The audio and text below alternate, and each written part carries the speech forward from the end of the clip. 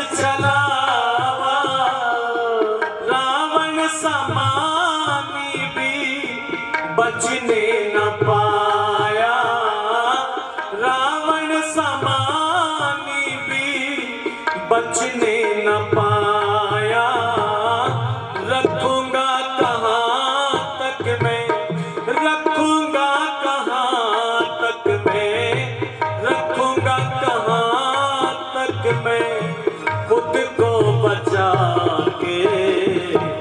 आया शरण ठोकरे जग की खाके, आया शरण ठोकरे जग की खाके।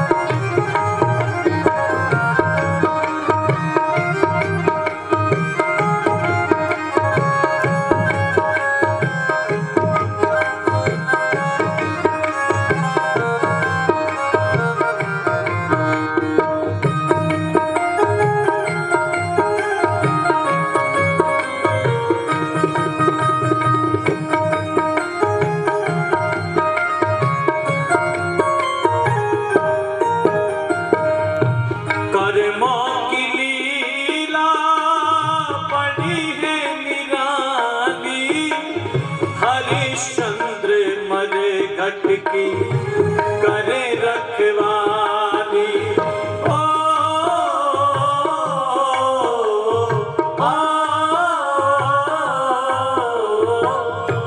कर्मों की लीला बड़ी है निराली। हरिश्चंद्र मरे घट के करे रखवाली। समझ में तो आया, समझ में तो आया, समझ में तो आया, सब कुछ लुटा के आया शरण ठोकरे जग की खाके। आया शरण ठोकरे जग की खाके।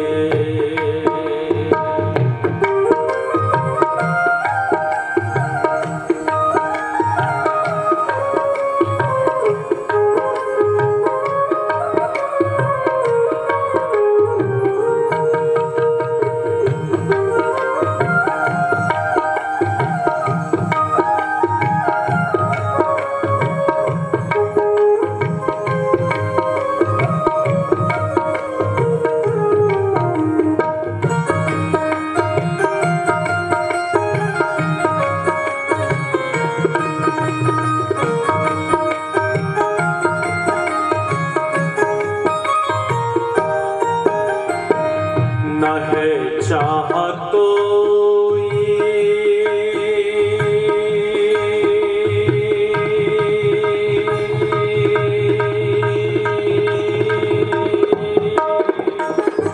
न है चाह कोई, न है कोई इच्छा, न है चाह कोई, न है कोई इच्छा। अपनी दया की मुझे दे दो भिक्षा। अपनी दया की मुझे दे दो भिक्षा। अपनी दया की मुझे दे दो भिक्षा। जिसे सबने छोड़ा, जिसे सबने छोड़ा, जिसे सबने छोड़ा, जिसे सबने छोड़ा, उसे तू ही राखे। आया शरण ठोकरे जग की खाके। आया शरण ठोकरे जग की खाके। हटूंगा प्रभु जी तेरी, हटूंगा प्रभु जी तेरी,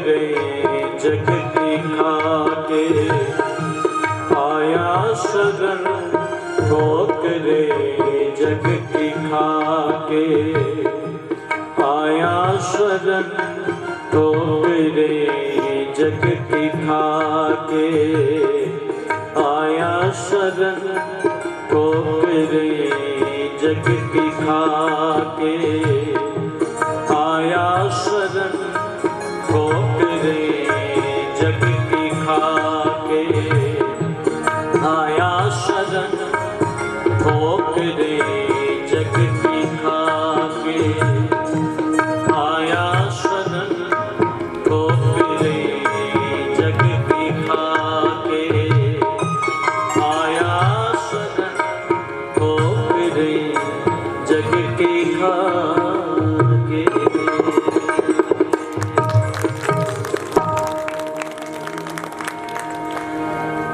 बोलिए सच्चिदानंद भगवान की जय हो। सच्चिदानंद भगवान की जय हो। सच्चिदानंद भगवान की जय हो। बोलिए मर्यादा पुरुषोत्तम श्री रामचंद्र जी महाराज की जय हो। योगीराज श्री कृष्ण जी महाराज की जय हो। बजरंग बली वीर हनुमान जी महाराज की जय हो। गुरुवर विरजानंद जी महाराज की जय हो। महर्षि देव दयानंद जी महाराज की जय हो। ओम ओम ओम ओम ओम।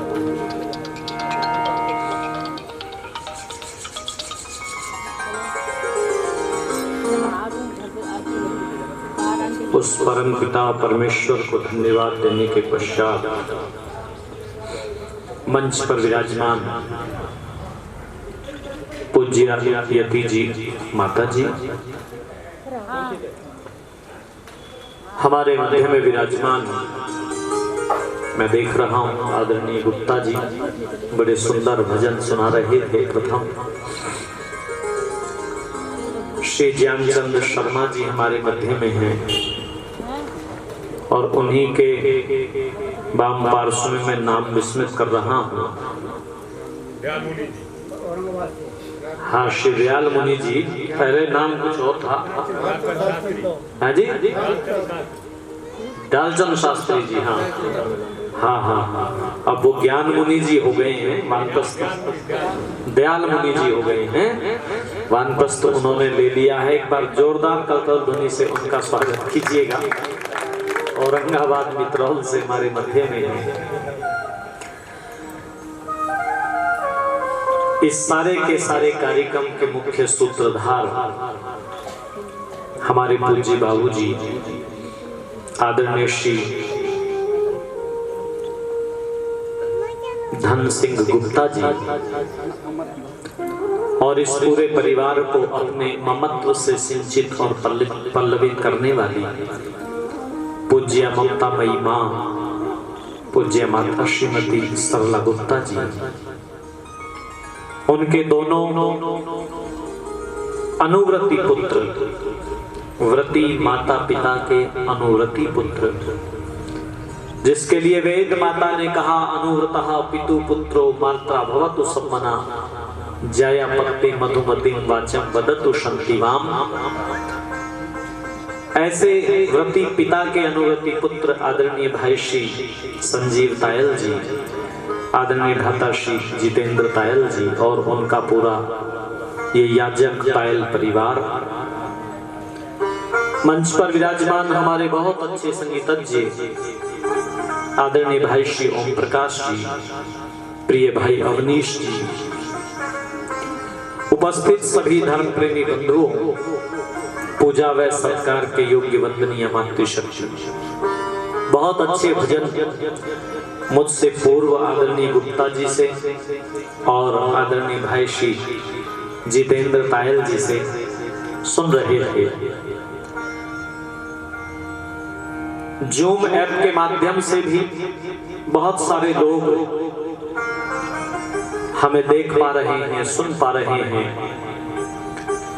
उर्मिल आर्या जी गुड़गांव से हमें सुन रही हैं।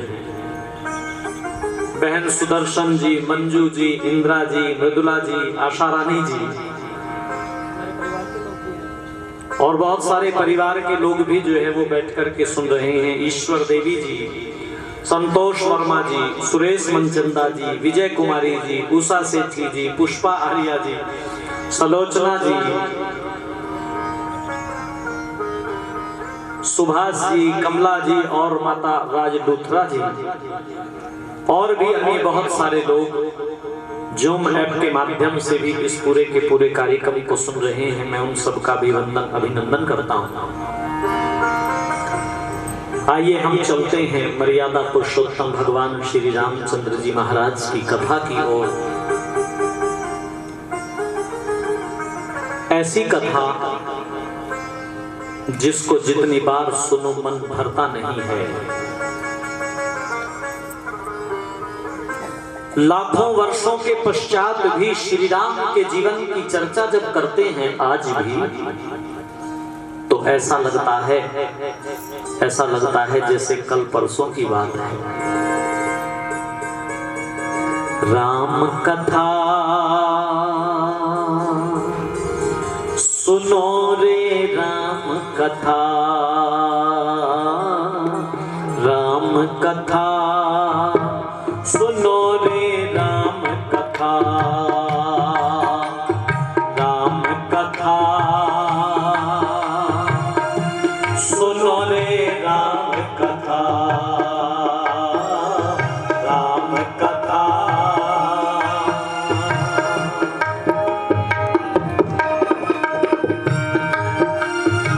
जिसको सुनकर मिट जाती है, जिसको सुनकर मिट जाती है, जिसको सुनकर मिट जाती है परिवारों की व्यथा। सुनो रे राम कथा, सुनो रे राम कथा, सुनो रे राम कथा, सुनो रे राम कथा। जिसको सुनकर मिट जाती है, जिसको सुनकर मिट जाती है, जिसको सुनकर मिट जाती है परिवारों की व्यथा। सुनो रे राम कथा, सुनो रे राम कथा, सुनो रे राम कथा, सुनो रे राम कथा, सुनो रे राम कथा, सुनो रे राम कथा। किस लिए सुनो श्री राम की कथा? इसलिए सुनो, इसको सुनकर मिट जाती है परिवारों की व्यथा। सुनो रे, जोर से बोलो, एक बार और बोलो, राम कथा, श्री राम कथा। माताओं बहनों धर्म प्रेमी बंधुओं, वेद की जो ऋचाएं हैं वो थ्योरी है, क्या करना चाहिए और क्या नहीं करना चाहिए। परंतु मर्यादा पुरुषोत्तम भगवान श्री रामचंद्र जी महाराज का जीवन वेद की उन ऋचाओं का प्रैक्टिकल है।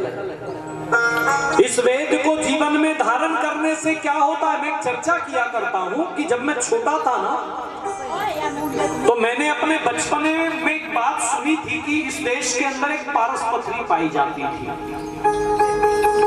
और उस पारस पथरी की विशेषता थी, यदि उसका स्पर्श लोहे से करवा दिया जाए तो लोहा, जोर से बोलो, सोना बन जाता था। इसका मतलब ये बात आप सबने भी सुनी है। मैं जब छोटा था अपनी बाल बुद्धि के द्वारा सोचा करता था, हे भगवान ऐसी कोई पारस पथरी होती है तो वो मेरे हाथ लगनी चाहिए। बचपन में सोचता था, बाल बुद्धि से सोचता था, भगवान यदि वो पारस पथरी मेरे हाथ लग गई ना प्रभु, तो ज्यादा देर नहीं, बस 2-3 मिनट के लिए दे देना। मैं एक जमींदार का बेटा हूं और घर में ट्रैक्टर ट्रॉली खड़ी हुई देखा करता था मैं, तो मैं सोचा करता था यदि 2-1 मिनट के लिए भी मिल गई तो ट्रैक्टर ट्रॉली को जोड़ करके उसका स्पर्श करवा दूंगा, एक ही बार में 35-40 कुंटल लोहे का सोना बना दूंगा। फिर सारी उम्र चैन की सांस पत्नी को भी इतने जेवर चढ़ाऊंगा जितने किसी ने आज तक नहीं चढ़ाए होंगे। ओहो, पर ये बातें तो बचपने की थी। बड़े हुए विद्वानों के श्री चरणों में बैठे महर्षि प्रवर देव दयानंद जी महाराज के सानिध्य को प्राप्त किया तो ऋषिवर ने उस पारसपत्री की चर्चा अपने अमर ग्रंथ सत्यार्थ प्रकाश के 11वें समुल्लास में की। और ऋषि बोले, ऐसी कोई पारसपत्री इस देश में पाई जाती थी जिसका स्पर्श करा देने से लोहा सोना बन जाता था। यह बात तो झूठी है, ऐसी कोई पारसपत्री नहीं होती।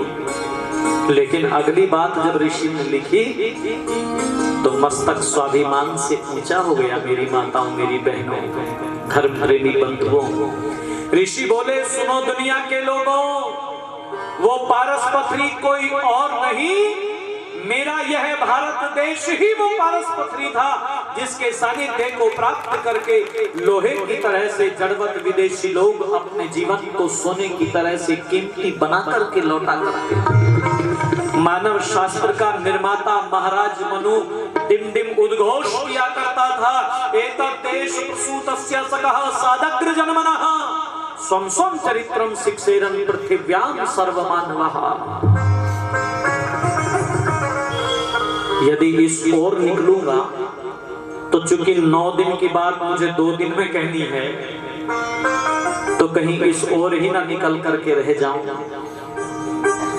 ये तो जब आप लोग लेट आते भी कुछ लेट हैं तो 4 घंटे बैठ करके जो है चर्चा चलती है। और ये गारंटी मेरी पक्की है कि आसन बदल नहीं पाओगे, आप खो जाओगे, क्योंकि ये चर्चा ऐसी है, ये इतनी आनंददायी चर्चा है।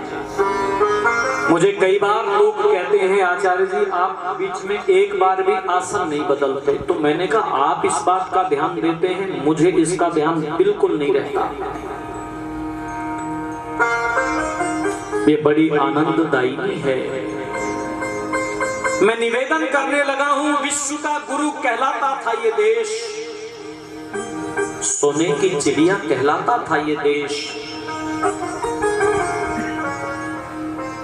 गुणगान गाते हैं आज भी लोग कि चंदन है इस देश की माटी, तपोभूमि हर ग्राम है,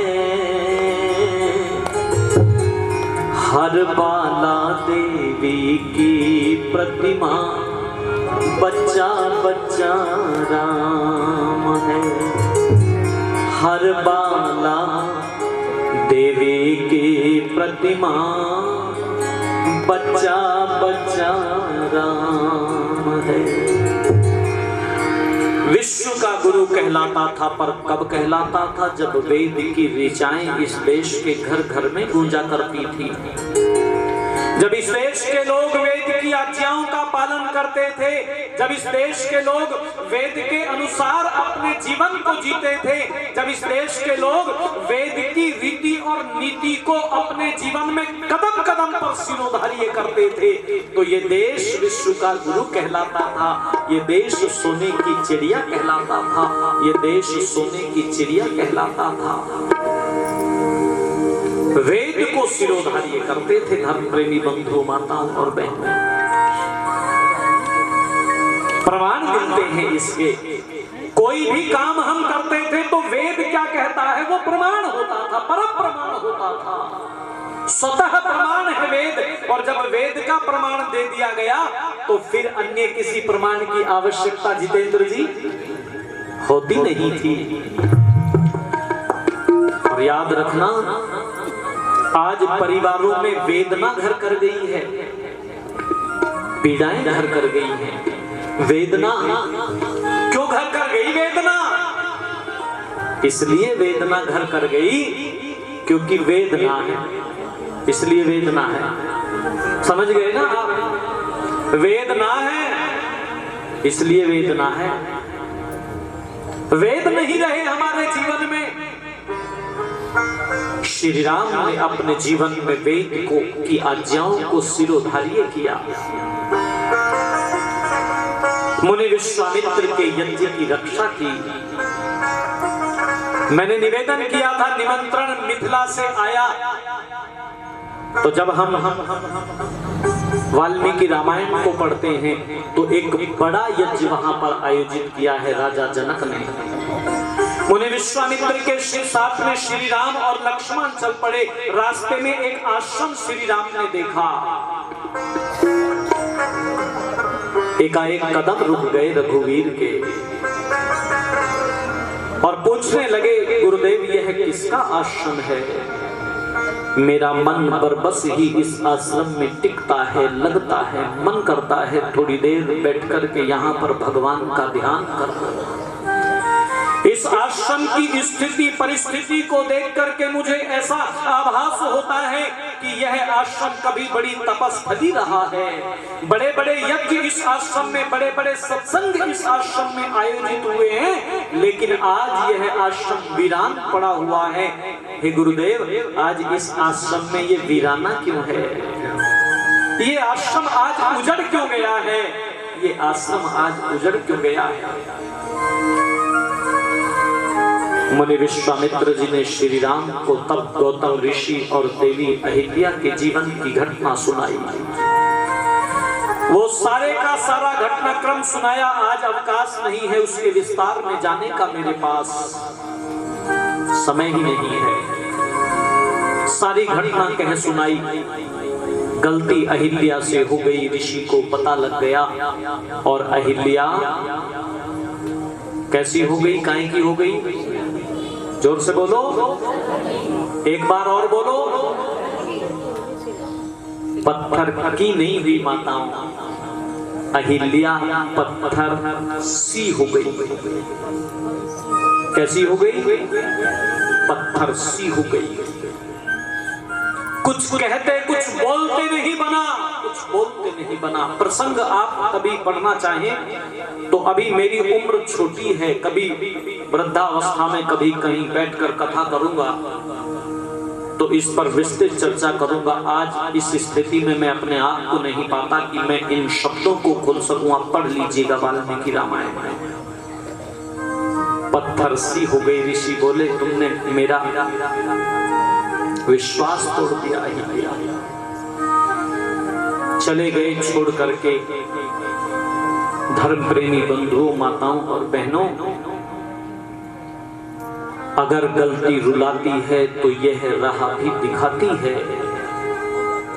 बशर गलती का पुतला है, ये अक्सर हो ही जाती है। पर जो गलती करके पछताए उसे इंसान कहते हैं। अच्छा, जो गलती करके अड़ जाए उसे शैतान कहते हैं। और जो गलती पर करे गलती पिटे, फिर करे गलती फिर पिटे, फिर करे गलती फिर पिटे, फिर करे गलती फिर पिटे, उसको पाकिस्तान कहते हैं।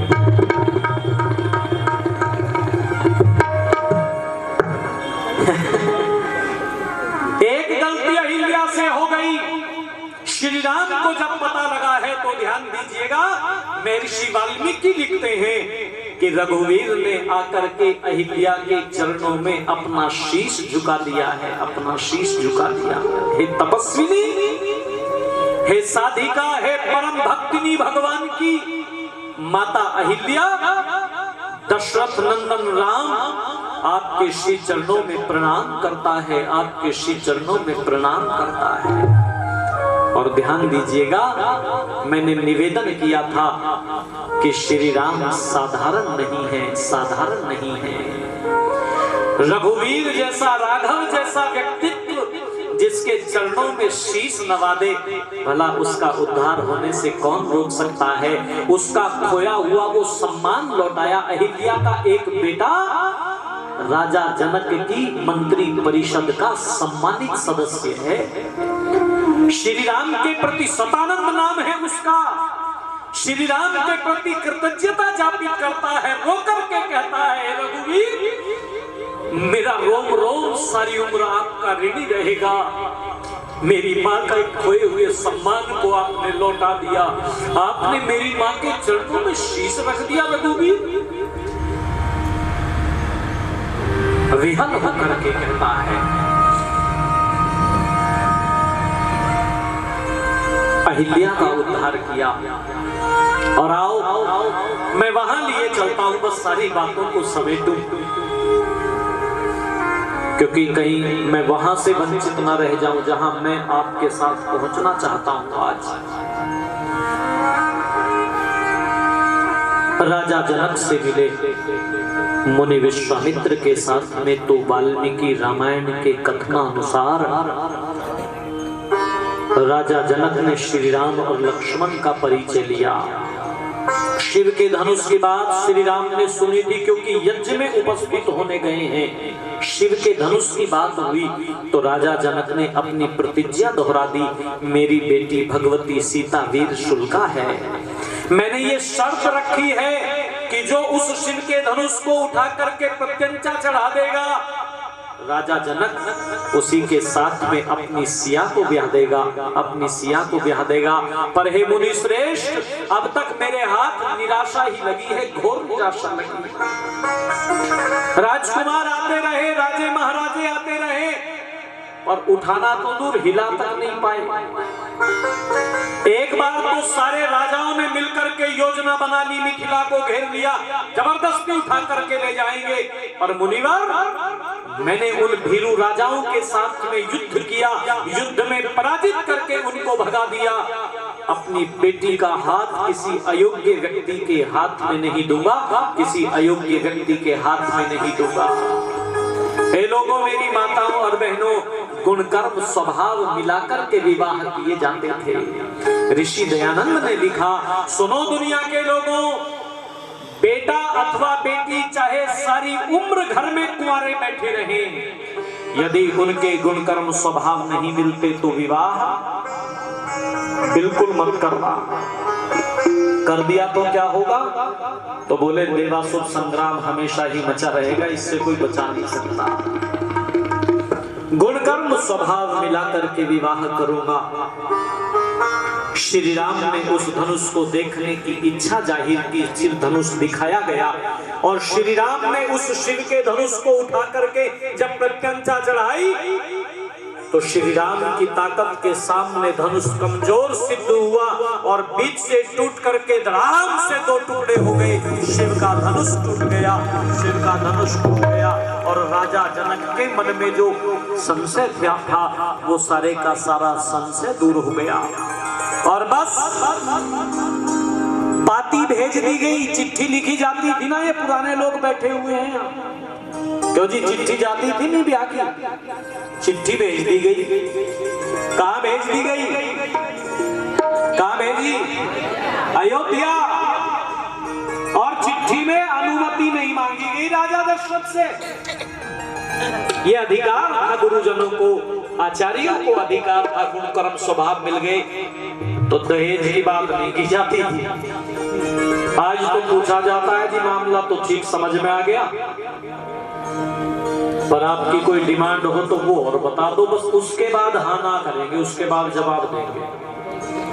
अब ये कहता है जी डिमांड कैसी, भगवान से मांगे, हमने तो सदा ईश्वर से मांगा जी और ईश्वर ने दिया है जी, हमारे पास तो सब भगवान का दिया। और लंबी चौड़ी बात कह करके फिर पूछता है वैसे आपका बजट क्या है? कितने होशियार हो गए हैं लोग।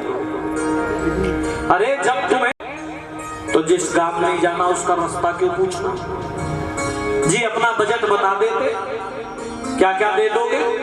मेरे गुरुजी सुनाया करते हैं, इसमें का एक कार दे देंगे, और क्या दे दोगे? एक VCR दे देंगे, LED दे देंगे, और क्या दे दोगे? एक मोटरसाइकिल दे देंगे, और क्या दे दोगे? एक फ्रिज दे देंगे, और क्या दे दोगे?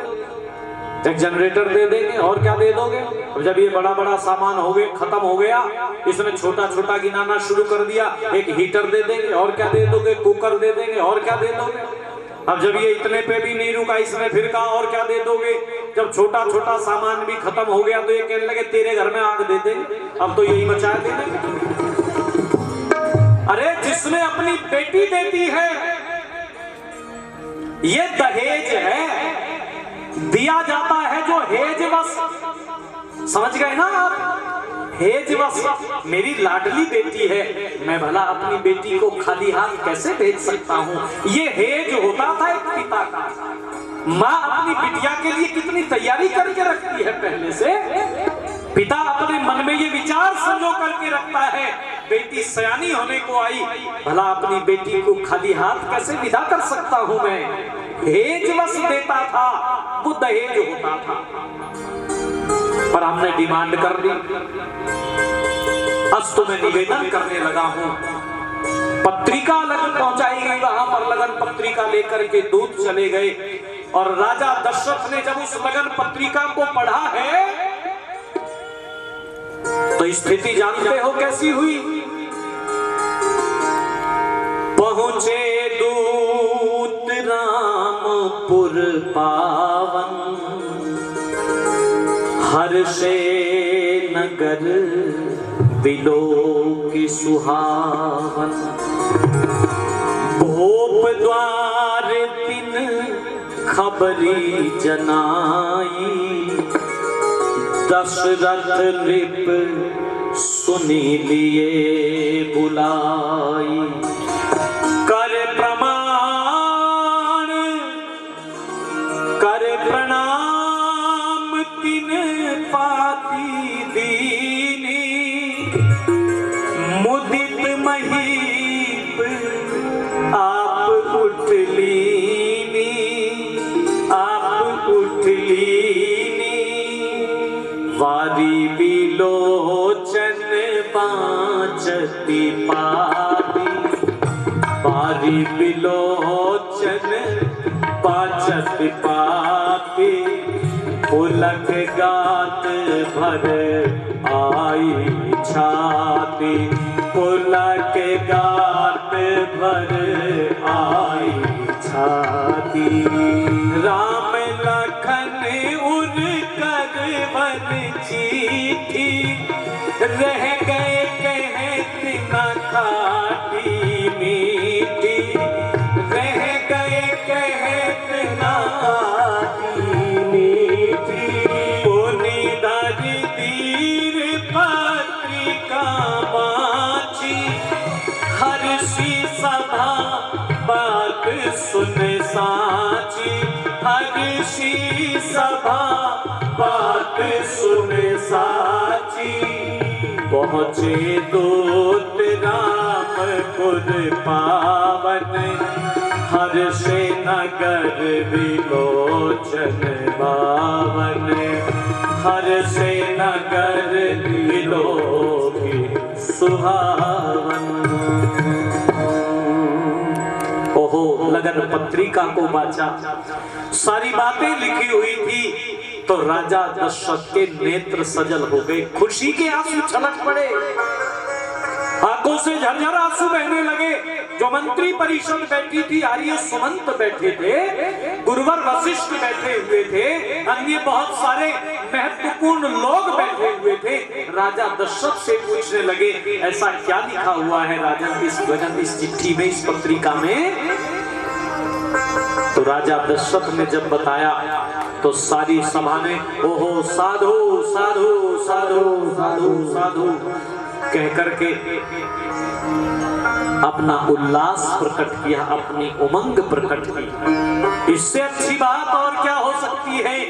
जनक नंदिनी श्री राम की सहधर्मिणी बनेगी, वैदेही श्री राम की सहधर्मिणी बनेगी। बस राजा दशरथ ने कह दिया तो फिर बारात सजा लो, और बारात सज गई। और बारात सज करके मिथिला पहुंच गई। बारात का स्वागत किया गया। ध्यान दीजिएगा कैसे पहुंची बारात, कैसे स्वागत हुआ बारात का।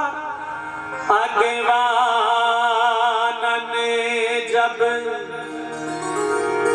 दीखी बराता,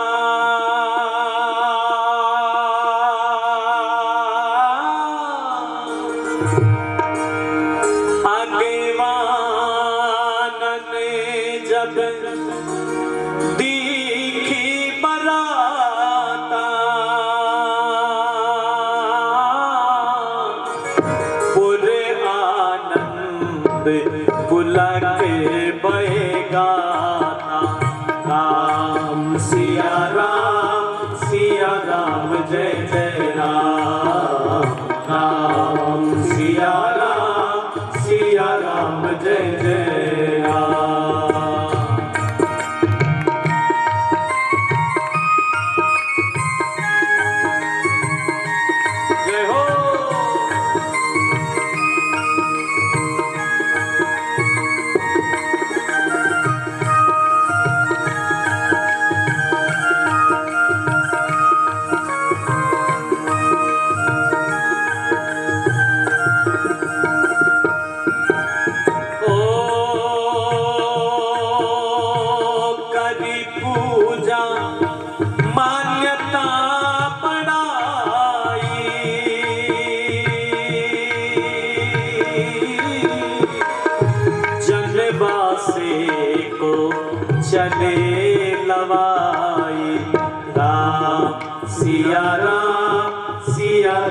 जय जय राम। सब बोले राम सिया राम जय जय राम।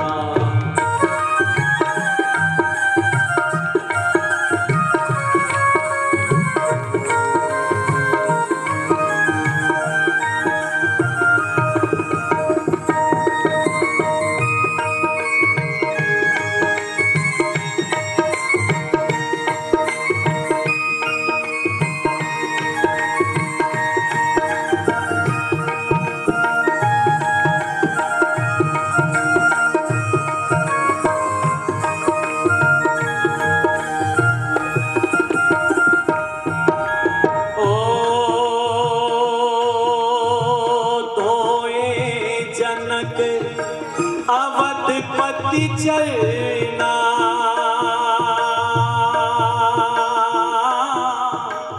शील स्नेह जाए नहीं वरना।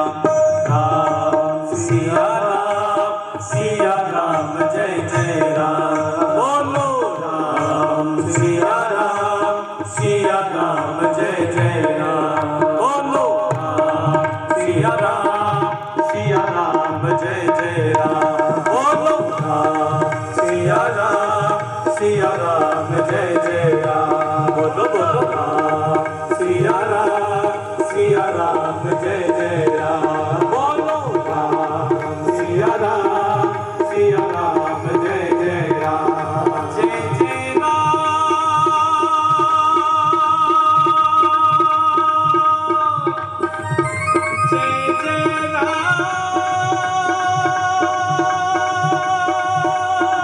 जय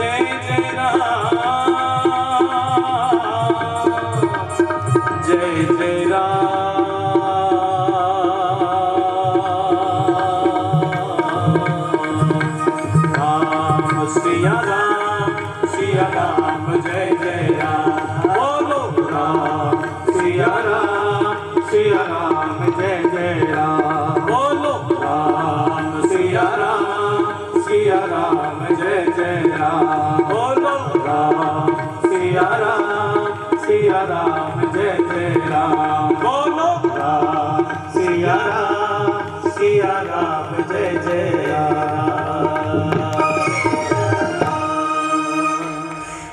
मर्यादा पुरुषोत्तम श्री रामचंद्र जी महाराज की जय हो। मर्यादा पुरुषोत्तम श्री रामचंद्र जी महाराज की जय हो। ये राशि किन्होंने दी है? जी धन्यवाद प्रेषित करता हूं मैं आपका आभार। मैं निवेदन करने लगा हूं। अगवानन जब दीघी बराता, अगवानी करने के लिए गए। कौन गए? महाराज जनक। आनंद पुलक गए भयगा का। आते हुए सामने से राजा दशरथ को देखा मिथिलेश महाराज जनक ने। ओहो चेहरे से प्रसन्नता झलक रही है। धन्य हो गया मैं राजन आपके दर्शन प्राप्त करके। और क्या किया? धोए जनक अवधपति चरना। समर्पण देखिएगा। राजा दशरथ के चरण धुलना चाहते हैं विदेहराज जनक। ओहो हो सिहर गए राजा दशरथ और यूं बोले ना ना विदेहराज ये ना करो, इतना बोझ मेरे ऊपर ना डालो, ऐसा ना करो विदेहराज, ऐसा ना करो, आप मेरे भाई हो।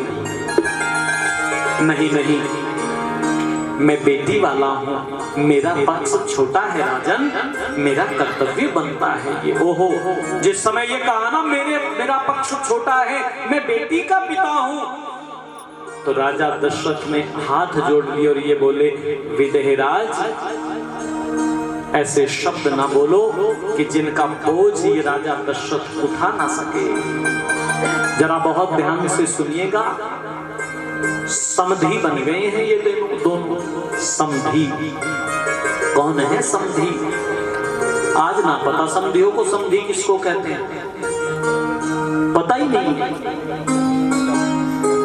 किसको कहते हैं समधी। सम्यक पूर्वक धी मिल गई है जिनकी, बुद्धि समान रूप से जिनकी मिल गई है वो समधी कहलाते हैं। मैं उसको समधी कतई कहने को तैयार नहीं हूं जो बेटे के पिता होने का दंभ भरता है और बेटी वाले के ऊपर अकड़ा अकड़ा रहता है। मैं उसको समधी कहने को तैयार नहीं हूं। वो कोई व्यापारी हो सकता है जो अपने बेटे का व्यापार करने के लिए आया है, वो समधी नहीं हो सकता साहब, वो समधी नहीं हो सकता। राजा जनक ने जब ये कहा ना मेरा पक्ष छोटा है, महाराज दशरथ के शब्द सुनिएगा। यूं बोले, विदेहराज मैंने सुना था कि बड़े लोगों की बातें भी बड़ी हुआ करती हैं। हे विदेहराज, इस दुनिया में मैंने ये सुना है कि देने वाला हमेशा बड़ा होता है और लेने वाला, जोर से बोलो, छोटा होता है। विदेहराज मैं तो लेने की स्थिति में हूँ, आप देने की स्थिति में हैं। मैं तो अपने राम के लिए वैदेही को लेने आया हूँ।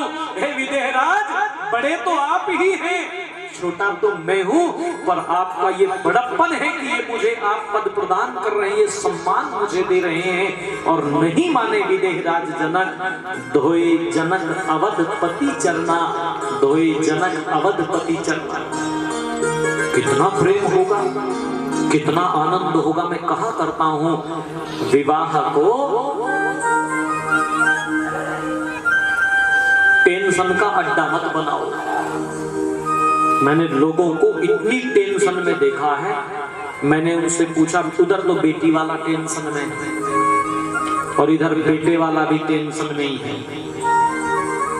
मैंने उनसे पूछा, क्या बोल रहे जी? बस पता नहीं कैसे कैसे कैसे कैसे करके क्यों हो रहा है? क्योंकि एक दूसरे को प्रेम के बंधन में बांधना भूल गए हैं। धोए जनक अवधपति चरना, वहां तो सुंदर माहौल था, प्रेम का वातावरण था, सुखद वातावरण था, आनंद बरस रहा था वहां तो। वेदी सजा दी गई थी, वेदी, विवाह की वेदी। आज नहीं सजती वेदी। देख लीजिएगा आप, जो मंडप आपके शहर में बने हुए होंगे, आप वहां जाकर के पूछना, ये बताओ तुम्हारे यहाँ पर यज्ञशाला कहाँ है? मधुशाला तो मिल जाएगी आपको देखने के लिए, परंतु यज्ञशाला जहां विवाह होगा। अच्छा, मंडप में जा किस लिए रहे हो? जोर से बोलो। विवाह के लिए जा रहे हो ना? तो जिस काम के लिए जा रहे हो उसका स्थान होना चाहिए, उसका कोई स्थान नहीं। उसके लिए टूटा फुट्टा, जंग लगा हुआ, बेकारा सा, सड़ा सा, गला सा, खत्म सा एक हवन कुंड एक कोने में उसी टाइम ढूंढ के लाएंगे वो कहीं से। उसी टाइम जब विवाह का वो 4 बजे जब सब चले गए तब लाएंगे वो ढूंढ के, बोलने चाहिए अब रख लो इसे। विवाह की वेदी सजी, सजी वेदी, और कैसे सजी? वेदी वेद विधान सवारी, वेद के विधान के अनुसार सवारी गई वेदी। सुभग सुमंगल गावही नारी, सुंदर मंगल गान माताएं गा रही थी, गाती है ना, ये तो माहौल होता है प्रसन्नता का। बन्ने गाए जा रहे थे, बन्ने गाए जा रहे थे।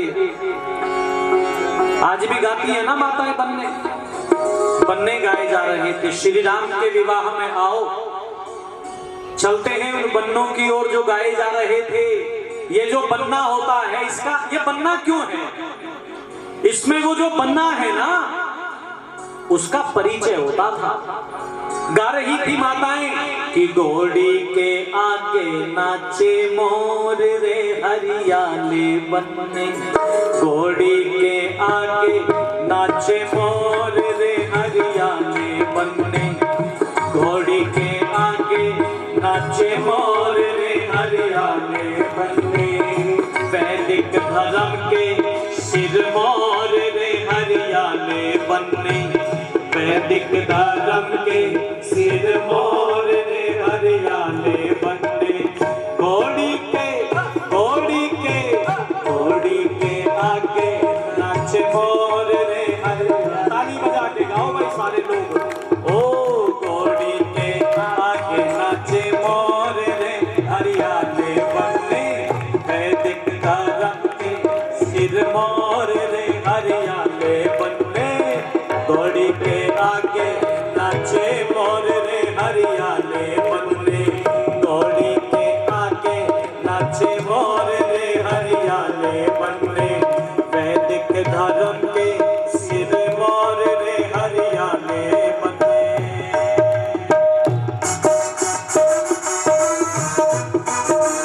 ताली बजा के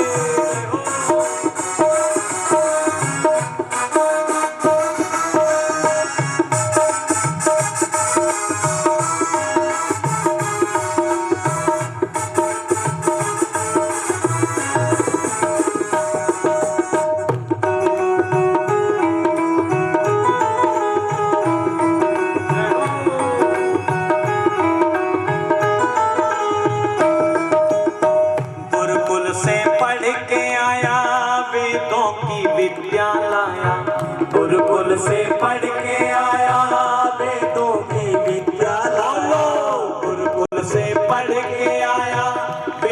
की विद्या लाया, गुरुकुल से पढ़ के आया वेदों की विद्या लाया, प्यारा बड़ा है चित चोर रे हरियाले बनने, प्यारा बड़ा है चित चोर रे हरियाले बनने, घोड़ी के आगे नाचे मोर रे हरियाले बनने, घोड़ी के आगे नाचे मोर रे हरियाले बनने।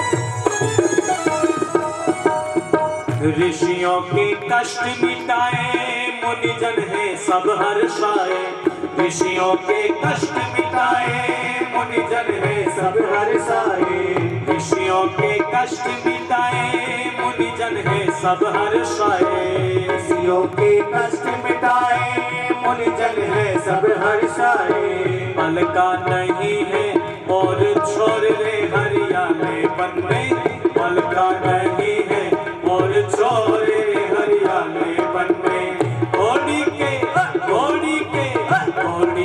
आगे नाचे मोर रे हरियाले बनने, घोड़ी के आगे नाचे मोर रे हरियाले बनने।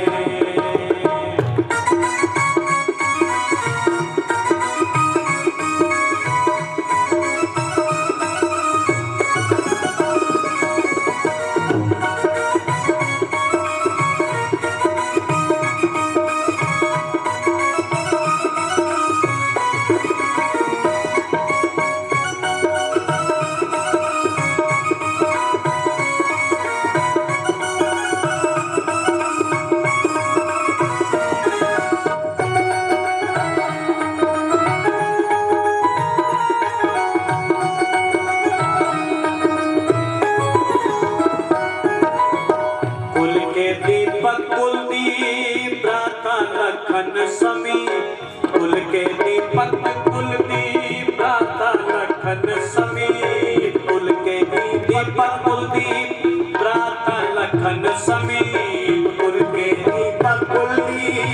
प्राता लगन सनी, खुशियों का आज नहीं और रे हरियाले बन गए, खुशियों का आज नहीं और रे हरियाले बन गए। घोड़ी के आगे नाचे मोर रे हरियाले बन गए, घोड़ी के आगे नाचे मोर रे हरियाले बनने गाए जा रहे थे।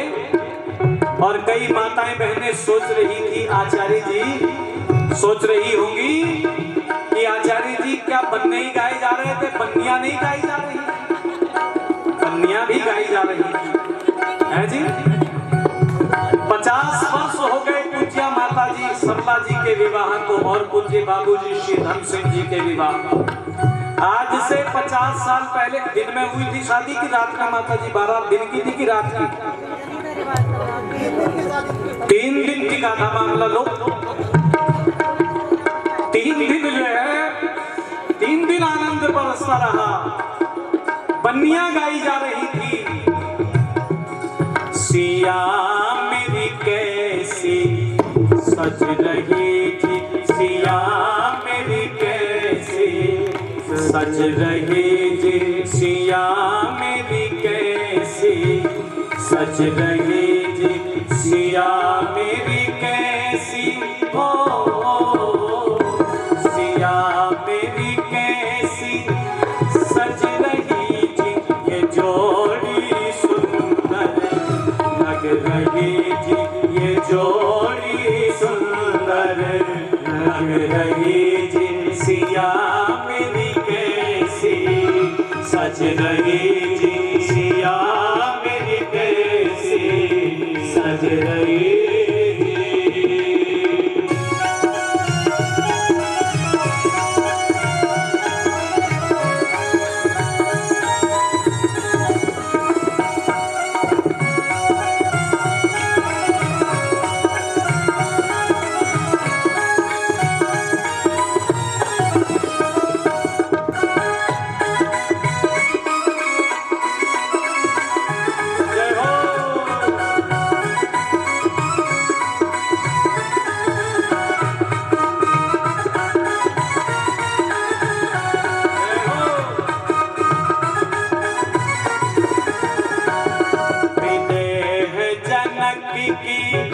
राज दुलारी विदेह जनक की, ओ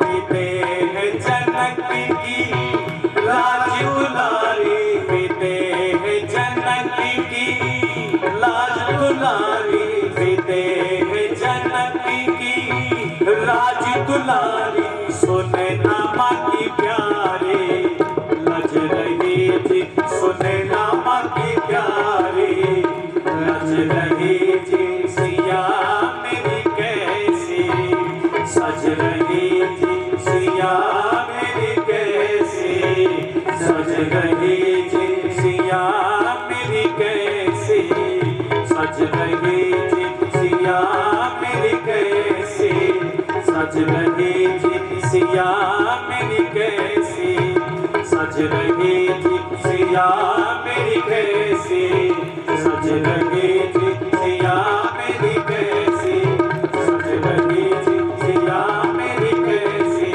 सज रही थी, सिया मेरी कैसी सज रही थी, सिया मेरी कैसी सज रही थी। आज से ठीक 50 साल पहले हमारी पूज्य माता जी भी सजी थी, है ना। उस दिन भी गीत गाए गए होंगे। भैया ने कहा होगा कि मेरी प्यारी बहनिया बनेगी दुल्हनिया, ओ सज के आएंगे दूल्हे।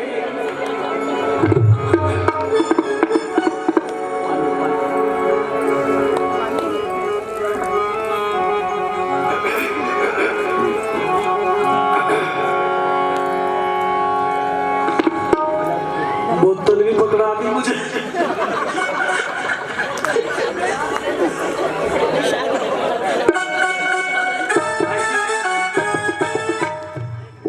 बोतल नहीं पी गई थी माता जी के विवाह में, गिलास में हो।